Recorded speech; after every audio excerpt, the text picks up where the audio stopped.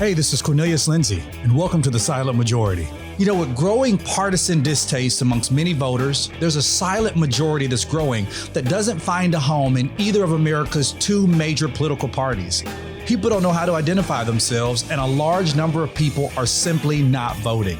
Of all the voters, many people are just unsatisfied with either the candidates or the system. This silent majority is growing, and we have something to say. Welcome to the Silent Majority. Hey everybody, welcome to another episode of Silent Majority. This is Cornelius Lindsey. If this is your first time joining us, you've now entered the fray because you have something to say. We've been doing a recap of every night of the Republican National Convention. This is night 4. We also was a DNC. Last week I had a very good friend of mine. This week I also have a very good friend of mine, Mr. Stephen Ivy. Stephen, are you there? I am here, my friend. How are you? I am doing well, man. Okay, so I want to jump right into this. Like I have so much to say. I have so much to say. Wow. So, highs and lows of the evening. Wow. I mean, there was so much that happened tonight. I don't even really know where to begin. Highs and lows. I mean, of course, there were some fantastic speakers tonight. Then there were also not so much. But to me, one of the lows for tonight was Ben Carson. I don't know about anybody else. He bores the crap out of me. He bores the crap out of me. Ben Carson might as well have not shown up. And he's a brilliant man. I mean, I respect him for his work, but I don't respect him for his political prowess. So Ben Carson did mention the Blake family. He mentioned he was the only one. Well, he mentioned them. He mentioned the Blake family. You see the importance of school choice in this election. It was brought up over.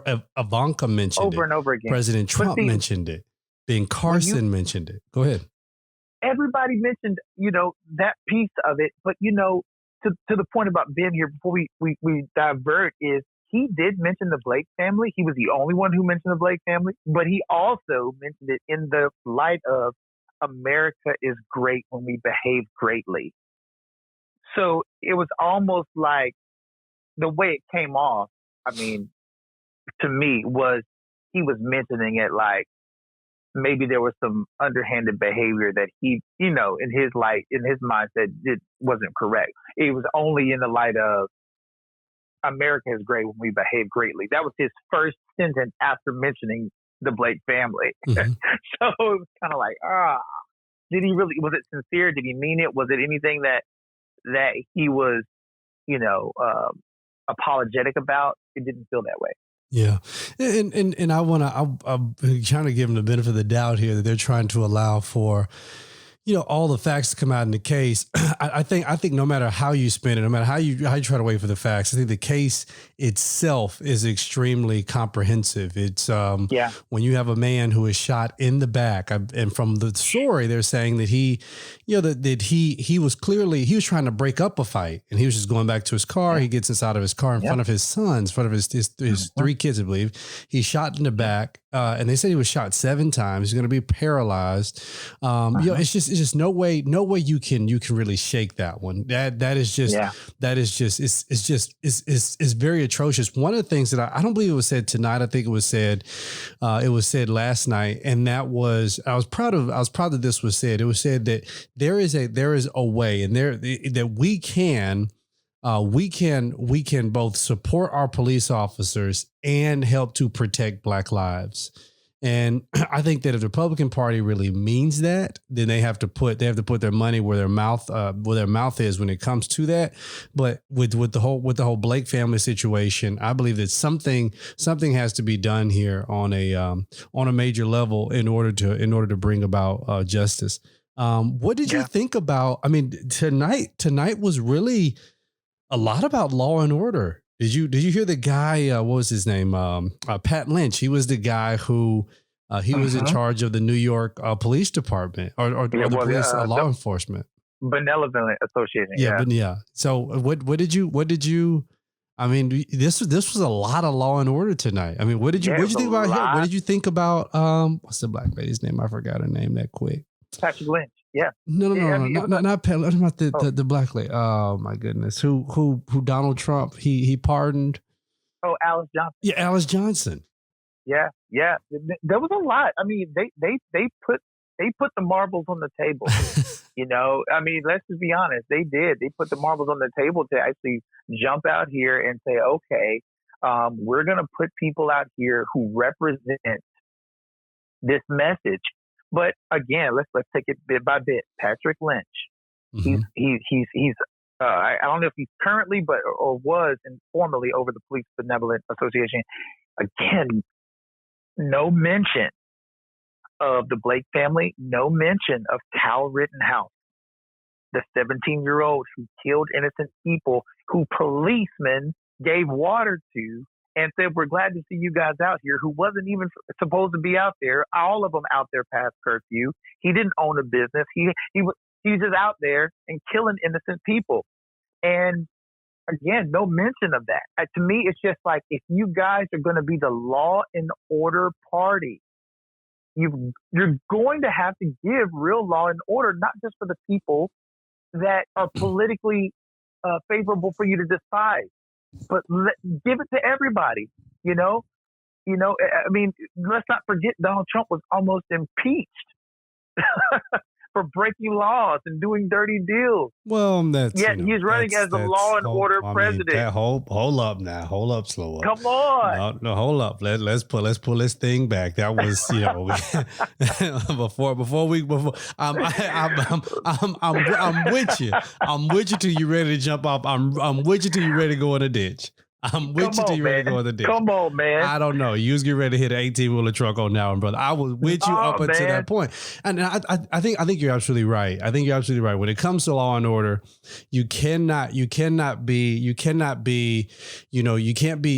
extremely tall on order, but then you're very short on justice. And if you really listen to the cries of the people want justice. Now, I do believe that a lot of the other, anarchists that are kind of out there, they're there to cause more mischief than they are really to bring about proper justice. But that's gonna be there.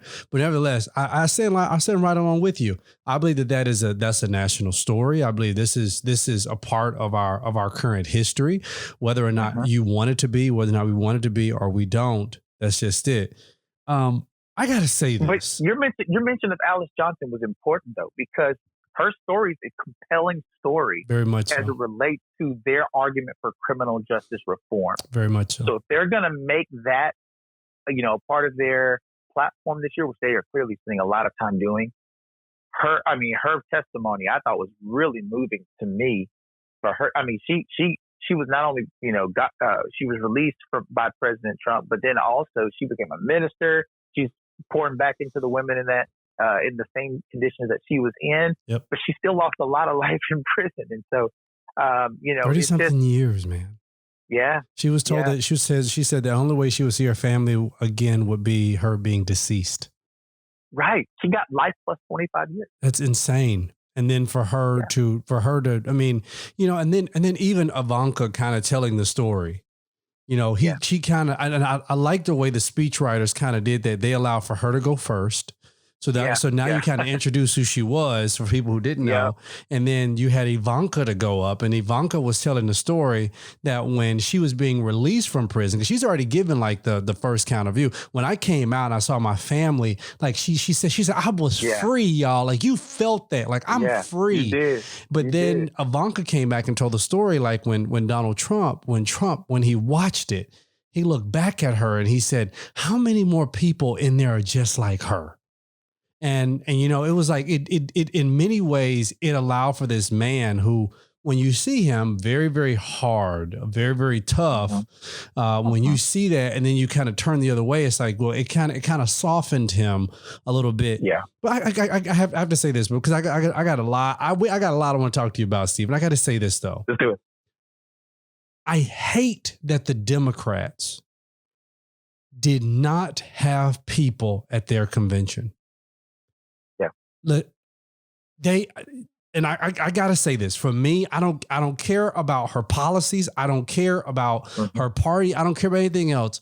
Kamala deserved the fireworks. Kamala deserves because of our history. Now, I'm all for political theater. I am all for this, but for our history books, it is for moments that are made that even tonight, I sit back and I watch again how Donald Trump had, 1,500 or so people sitting on the front lawn, and I'm watching as fireworks go off, over the Lincoln Memorial, and I'm watching over the Washington Monument, and I'm watching how this Trump 2020 fireworks pops up. I watched last night how Mike Pence had the people who were standing up, giving him ovations at times and sitting back down.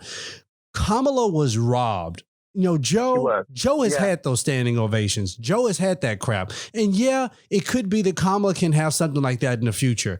But for the first time that an African American